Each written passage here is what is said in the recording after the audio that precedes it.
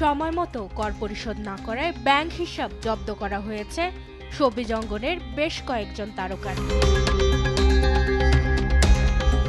সম্প্রতি জাতীয় রাজস্ব বোর্ড এনবিআর মোট ২৫ জনের ব্যাংক হিসাব জব্দ করা হয়েছে এই মর্মে একটি প্রজ্ঞাপন প্রকাশ করে, যেখানে নাম রয়েছে বিনোদন জগতের একাধিক তারকার। কাল তো ছিলাম ভালো, আজ আমার কি হলো কইতে পারি না।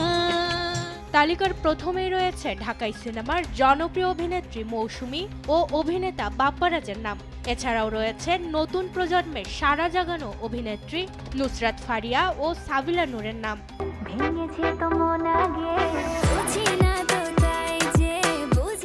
এক রাজস্ব কর্মকর্তা জানান, সময় মতো কর পরিশোধ না করায় বেশ কয়েকজন তারকার ব্যাংক হিসাব জব্দ করা হয়েছে। এরই মধ্যে বেশ কয়েকজন তাদের কর পরিশোধ করেছেন, কয়েকজন সময় নিয়েছেন। কর পরিশোধ হলেই ব্যাংক হিসেবে সব ঝামেলা মিটে যাবে।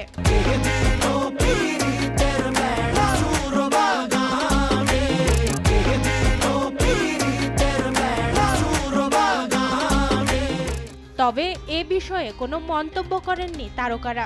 বর্তমানে আমেরিকায় রয়েছেন অভিনেত্রী মৌসুমী, অন্যদিকে নিজেদের কাজ নিয়ে ব্যস্ত সময় পার করছেন বাকি তারকারা। প্রেমের সমাধি ভেঙে পাখি যায় উড়ে যায়।